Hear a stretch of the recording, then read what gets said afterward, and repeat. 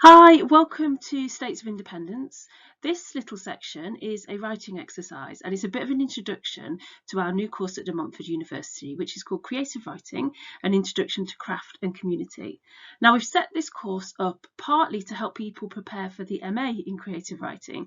So we do get people sometimes who have an undergraduate degree in a different subject and don't necessarily have that much of a writing practice or that much experience of creative writing, of getting feedback, of writing stuff that is for submission. And so we ask them sometimes to go away and hone their craft and apply again. Well, this course is for people who are in that position, and it's also for people who just generally want to get going with creative writing. It's quite an introductory course, really aimed at mostly beginners, and it's all about various aspects of craft, but it's also about the community around that. So it's about publishing, it's about the local creative writing scene. In fact, as part of this course, you get to do a publication and you get to show that to an industry professional. So it is really quite an exciting course. It takes you through the whole thing of starting with ideas, of writing them down, improving them, getting them better, right up to the point where you actually might publish them and present them in an event. So it should be lots of fun and there should be lots and lots of stuff to learn. So this is a sample of some of the kinds of stuff we might do in class, in this kind of a class. We're hoping to start in person in July, provided that everything is up and running again and we're allowed to. But if we can, we'll start with an in-person summer school in July. It'll run for 2 weeks in the mornings, and you'll have plenty of time to do the work and to develop what you're learning in the day in the afternoon, and then bring that with you the next day. So it'll be quite an intense course, but I think over 2 weeks you learn such a lot. So this is the kind of thing that you might do in class. This is an exercise on dialogue. So I am here and not here. This isn't a live session, so I'm not doing this live sat at my desk right now, but I am available in the live chat up there. So you'll be able to interact with me, show me your work and talk through these ideas as we go through them. So I'm going to start by talking about dialogue for a bit. Then we're going to do an exercise, and then you're going to have a chance to post your work here up on YouTube and get some feedback from me as we run. So here we go, some stuff on dialogue. Hi writers, and welcome to my lesson on dialogue. So today I'm going to talk about how you can really make your characters come off the page and make them feel a lot more realistic just by doing a few simple things with your dialogue. So I'm going to start, I don't really like rules generally, but I'm going to start with some rules and you'll see my point in a minute. So Nicola's 3 rules of dialogue, and they are subtext, subtext, subtext. I think you're getting my point. But also conflict, but definitely subtext. Now, I'm oversimplifying a bit, but the point is that your dialogue should be doing more than one job. There are 2 things to think about. The dialogue really comes off the page when it's complex, when the reader has to think about it a little bit, when it doesn't feel like 2 people either telling each other things they already know or telling each other things that are very straightforward, very easy to understand. They're not hiding anything. Well, that's not how people speak. When I speak to you or we speak to each other, like often I won't directly say what I want or what I think, and I'll leave you to fill in the blanks and work it out. So I'm going to give you an example of how this works in real life. I suspect this is a conversation that many of you will have had in your lives. I know I have a number of times. So this is this conversation. What's wrong? He said. Nothing. Well, we all know that that doesn't mean that nothing is actually wrong. And we all know that it would be very daft if we had that conversation with a loved one and we left it at that and assumed that they really meant nothing when they said nothing. So what things could we mean when we have this conversation? Well, when we're asking, we know something's wrong. We can feel it. We can sense it. So these are the kind of things that are going through our heads. We don't know what to say. We feel guilty. Have we done something wrong? We know you're in a bad mood. What's going on? It feels weird. We're a bit scared, and that's why we're asking the question. We want to ask something, but we don't know what it is. Okay. So when we say nothing, we may mean nothing. I mean, I'd suggest that's fairly rare, but we may mean nothing's wrong. But usually something is definitely wrong. We might not know what it is. We're just feeling a little bit weird. We're not sure. We might not want to talk about it. Maybe we don't even want to think about it. Maybe we just don't want to make it that easy for the person that we're talking to. But there's no doubt about it that despite the fact there's only 3 words actually being said here, we've got a very layered and complicated conversation. So this is what I mean by subtext. And you'll notice also that there's a bit of conflict here. We know that something is wrong. And one of the reasons we might say nothing, if I say something now, I might say something I regret. Okay. Another thing that I think goes wrong in beginning fiction often is dialogue attribution. So I've got a little example that I wrote for you here. It's not the most interesting interaction between two people in the world ever, but let's have a quick look at it. People seem to be taught to use their full vocabulary at school, including some very odd verb choices and annoying adverbs in the dialogue text. She intoned infuriatedly. In my opinion, the word said is underrated. Quite a mouthful, some of these. He agreed happily. Yes, she shouted. Sometimes the attributions feel well overdramatic. In fact, he coughed. Sometimes they aren't even words that describe speaking at all. Yes, she whispered. And sometimes they attract attention because they feel completely wrong for the conversation. So, these colourful attributions, yeah, if you are learning at school and you're doing a test, maybe they're the right thing to write down. But when it comes to what the reader is going to enjoy reading, they are not the right way to do this. And in my opinion, the right way to do this is with a very simple word, said. So, in my opinion, there's not enough said. There is usually in published fiction because published writers usually get their head around this. But often in beginning fiction, when people are starting out, there's just not enough said used in dialogue attribution. I don't mind asked or replied or even shouted or whispered if it's used sparingly and in the right context, but said can do a lot of this work, so try and use said a bit more, or even miss out the attribution altogether. You'll notice that when I had the reply, nothing, there was no attribution, but we knew it was somebody else speaking. So often it's very clear from this layout of the page that someone else has said something. You might not even need a dialogue attribution. So a couple of examples from my work. I mean, I don't tend to do that stuff with attribution, but I do always need to work on the context in my dialogue. So here's some examples. I've got two characters talking. This is in my current work is in progress, which is called Dead Flowers. We've got Harry and Angela talking to each other. They're sitting in a Unitarian church, and Harry is saying, "Trust me, I swear it on the Holy Bible," but he's not even holding a Bible, as Angela points out. So I read this through and thought about how I could edit it and make it better, and my verdict on it was there's not nearly enough subtext. They're just being a little bit too straightforward with each other. So I've re-edited it. So this is my rewrite. So we've got Harry, "You can trust me," he said, placing his hand on the leather. Is that what he means? Can she really trust him? If somebody tells you they can trust you, should you believe them? He's saying, do as you're told, perhaps. And he swears it on the Holy Bible. Well, he knows it's not a Bible, it's a missal. And he's saying, look over there, laugh, let me distract you. Here. Angela's saying, "Oh, okay, you're funny." That's not a Bible. And then he says, "I'll treat you like a princess." Now, he happens to know that Angela has a really quite horrible ex-husband, actually. So he's saying, "I'm going to treat you better than that." That's what he's really saying here. That's the subtext of this conversation. And she's not sure. So he's saying, "Come on, I am." And finally she concedes, "Well, you can't be much worse."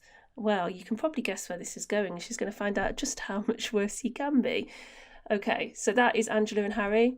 This is from the same book, but it's a different character. I've got two different timelines. So this is a modern character, whereas Angela and Harry are back in the 1960s. This is contemporary. So this time we've got a character talking. He's saying, "Who knows, maybe I'll stay in Nottingham." And I've mentioned that there's an air of between the lines about the way he was speaking. So my verdict on this was he was too on the nose about having subtext. Yeah, a bit meta, but there you go. So I've reworked this one as well. Let's see where I went with it. So this time he just says, "Who knows, maybe I'll just stay. I've always had a soft spot for Nottingham." And then Sian just shrugs. We don't get any of that interior stuff that's giving too much away. And then look what I did here. "What?" he said. "Nothing." Well, we all know that's much more complicated than it appears on the page. So we're going to do an exercise now, and this exercise is all about my 3 rules of dialogue. So subtext, and also subtext. So we're really going to be focusing on that aspect of the information that I just gave you. And what we're going to do an exercise that is based on the story Hills Like White Elephants by Ernest Hemingway. Now, if you haven't come across this story, I strongly suggest you go away and read that when we've finished here today. Maybe not right now, because if you want to get your feedback live from me in a moment, now might not be the time to do it. But if you're watching this after the fact and we've already done the live session, then in that case, it might actually be worth pausing and going away and reading the story. So it's called Hills Like White Elephants. It's by Ernest Hemingway. It's available all over the web, but I will put some links in the description below so that you can find it easily. And this story, we've basically got two people. They're in a railway station. They're waiting for a train. They're having a drink in the bar in the station. It's somewhere in Europe, and they're speaking English. They're actually American. You do get the sense of other languages being spoken around them, and that's really cleverly done and definitely worth looking at. But really, one of the most interesting things about this story is they're discussing something, and you'll come to your own conclusions about what that might or might not be. But they're discussing something, and yet they never actually mention that specific thing. And it really is an absolute masterclass in subtext. So I'm going to ask you to do an exercise to try and do something really similar. Decide on something important. It could be the death of somebody. It could be a big life decision. It could be a secret. It could be anything at all. But decide on something really important that two people really want to talk to each other about. And then put those two people together in a scenario. It could be a railway station. It could be a restaurant. It could be a park. Wherever you want to put them. But put these two people together in this place, decide on the setting, decide on the characters, decide on the secret or the subtext or the thing, the particular thing that they don't want to talk about. Decide what that's going to be. So, and then put them in that place together and leave them there. And they are allowed to talk about anything that they want, and they're allowed to engage with each other in any way they want. But the one thing they can't mention is that secret or that topic or the thing that they really want to talk about. They both want to talk about it. They both kind of try to talk about it, but they never actually mention it or broach the subject directly. So that's the writing exercise. It's also in text here for you, and I will be playing some nice music in the background so that you can focus on this and do the exercise now. And then when we've finished, there will be time for some feedback in the actual live premiere up here on YouTube. So I hope you're going to stay with us, do the writing exercise, post your results, and then I'll be able to give you some feedback. I'll see you again shortly. Take care.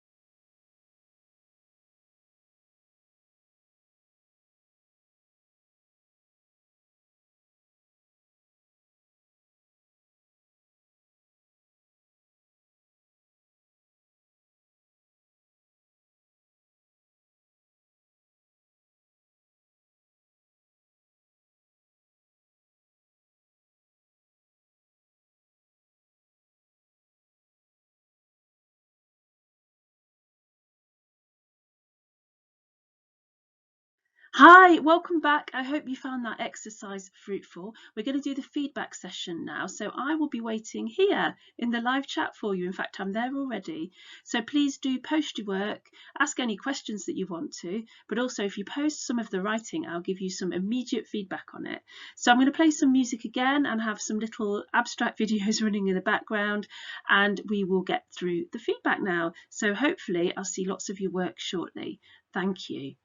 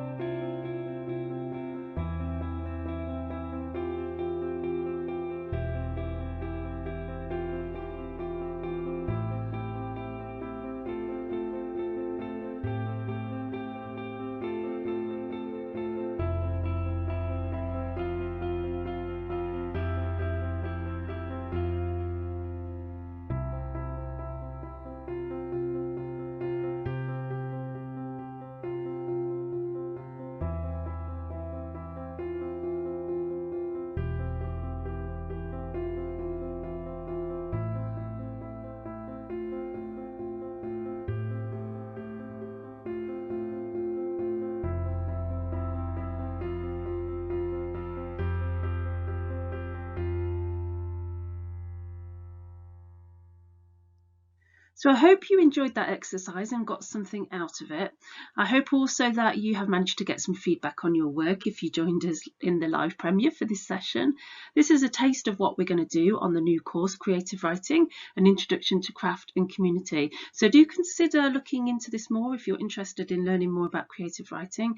There are links in the description below, and you can find out all about the course and how to join us. Thanks for listening, and hopefully speak to you again. Take care.